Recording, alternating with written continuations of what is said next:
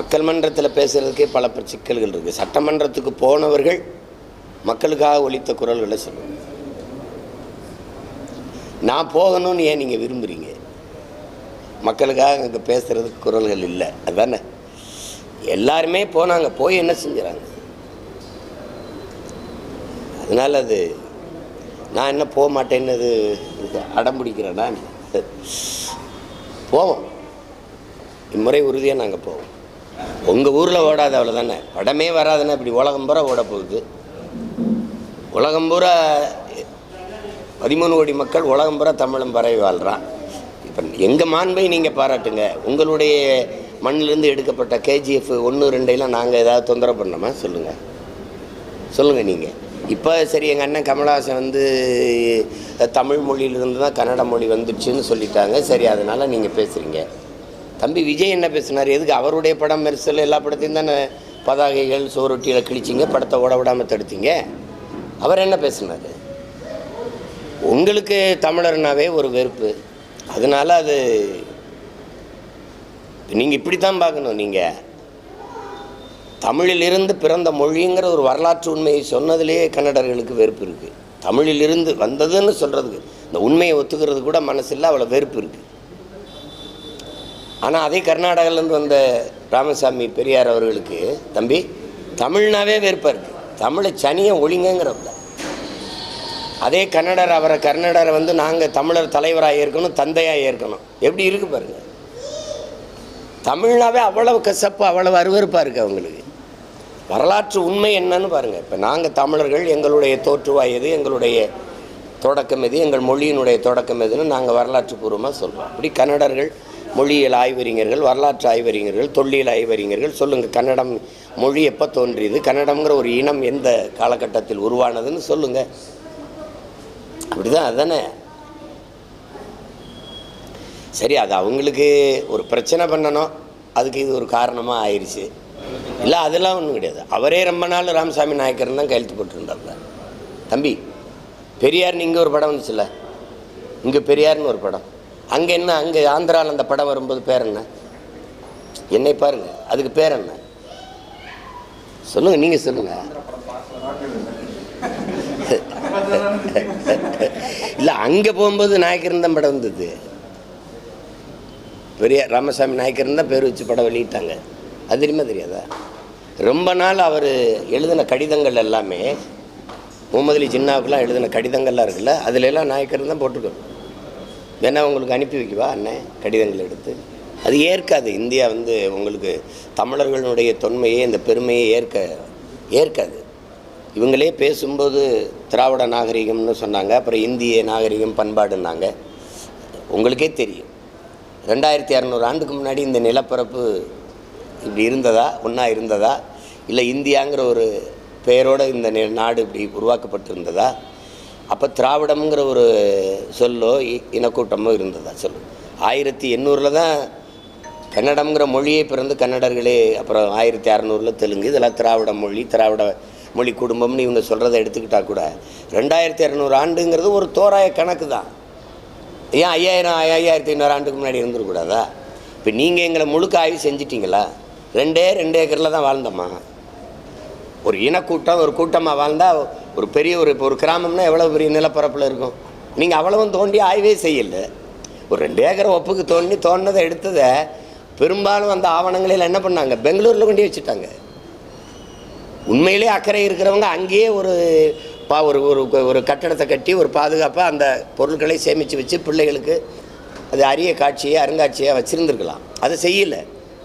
நான் வந்து அப்போ பார்த்துட்டு அப்போ சண்டை போட்டேன். அந்த மொத்தமாக ஒரு இஸ்லாமிய பெரியவரோட இடம் மொத்தமாக அதை வாங்கி தோண்டியிருந்தால், அந்த 100 ஏக்கரையும் தோண்டியிருந்தால் இன்னும் எவ்வளவோ பெரிய அரிய தகவல்கள், அந்த சான்றுகள் நமக்கு கிடைக்க வாய்ப்பு இருக்குது.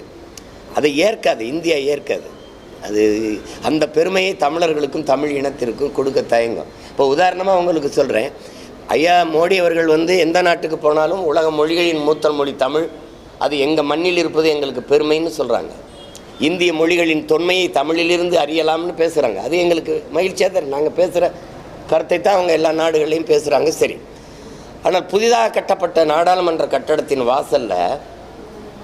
வாசலில் சமஸ்கிருதத்தில் கல்வெட்டு இருக்குது, இந்தியில் இருக்குது, இங்கிலீஷில் இருக்குது.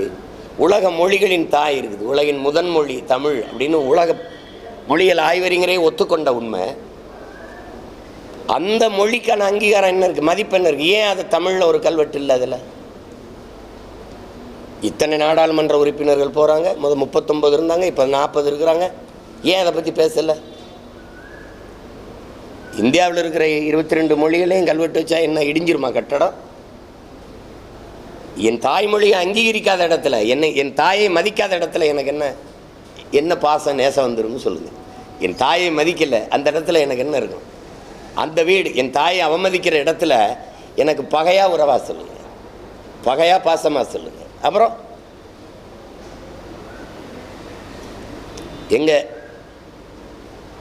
எங்க புரட்சி பாவலர் என்ன எங்கள் கற்பிக்கிறார்? தாயை பழித்தவனை யார் தடுத்தாலும் விடாத, தமிழை பழித்தவனை தாயே தடுத்தாலும் விடாதராங்கிறார். வேணாம்பான்னு விடான தாயை தடுத்தாலும் விடாதேங்கிற. எங்களுக்கு எல்லாமே எங்கள் மொழி தான். எங்களுக்கு மட்டும் இல்லை, உலகம் முழுமைக்கும் இருக்க ஒவ்வொரு தேசிய இனத்திற்கும் அதுதான். மொழிதான் முகம், முகவரி, அடையாளம், கலை, இலக்கியம், பண்பாடு, வரலாறு, அறிவியல், புவியியல், வாழ்வியல் எல்லாமே தான். இப்போ அதை மதிக்கலை, அதை நிராகரிக்கிறாங்க என்பது என்ன, அதில் என்ன இருக்குது? அப்போது அதனால் அவங்க எப்படி எங்களுடைய தொன்மத்தையும் எங்களுடைய அடையாளங்களையும் எங்களுடைய பெருமையும் எப்படி ஏற்பாங்க?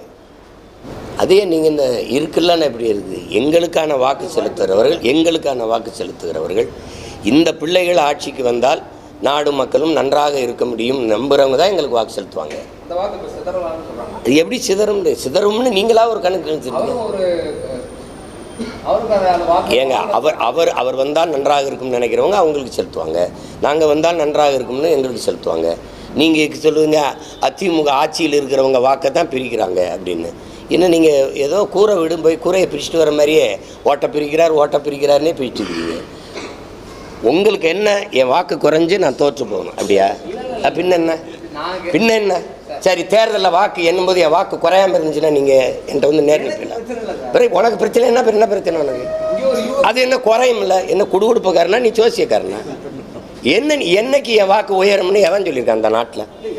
இருங்க, ஒரு விவாதத்தில் ஒரு ஆய்வறிஞன், ஒரு ஊடகம் சீமான் 1.1 4.5 லட்சம் வாக்கு வாங்கும்போது அவர் 36 லட்சம் வாக்கு வருவார்னு யாராவது சொன்னீங்களா? 17 லட்சம் இருக்கும்போது 30 வரும்னு சொன்னீங்களா? அப்புறம் என்ன காம்படிஷன்? எனக்கு உலகத்தில் எவன் காம்படிஷன் கிடையாது, எனக்கு கிடையாது. என் தத்துவத்துக்கு போட்டியாக இனி ஒரு தலைவன் பிறந்து தான் வரணும், புரியுதா? எங்களுக்கு என்னுடைய தத்துவம் தமிழ், தமிழர், நிலம், வளம், இனம், அதனுடைய மானம், அதனுடைய எதிர்கால பாதுகாப்பான நல்வாழ்வு. அதானே? மலையை வெட்டாத அது பூமி தாயின் மார்புன்னு சொல்ல ஒரு தலைவனை சார். ஆற்று மணல் அல்லாத அது மனித உடலுக்கு தோல் போல ஆற்றுக்கு மணல், அது அல்லாத 6 செத்து போயிடும்னு பேசுகிற இந்தியாவில் ஒரு தலைமையே சொல்லு. அப்புறம் என் தத்துவத்துக்கு இதுக்கு தானே எனக்கு ஓட்டு போடுவான். இப்போ நான் இவ்வளோ நேரம் பேசுகிறேன், பூச்சி வண்டுக்கெல்லாம் தண்ணிக்கு எங்கே போகும்னு, அதை இந்த நாட்டில் எந்த தலைமையாவது பேசுதா? அப்புறம் அதை பிரித்து போடுவார் அப்படின்னு. நாங்கள் என்ன அண்ணன் தம்பி பங்காளி சண்டையில் அது சொத்தை பிரிக்கிற மாதிரி பிரிச்சுக்கிறீங்க? எனக்கு நீ ஓட்டு போடலைன்னா போடாமல் போட விருப்பம் இல்லைன்னா போ. அது வந்து உங்கள் வாக்கு, அது அப்படின்னு.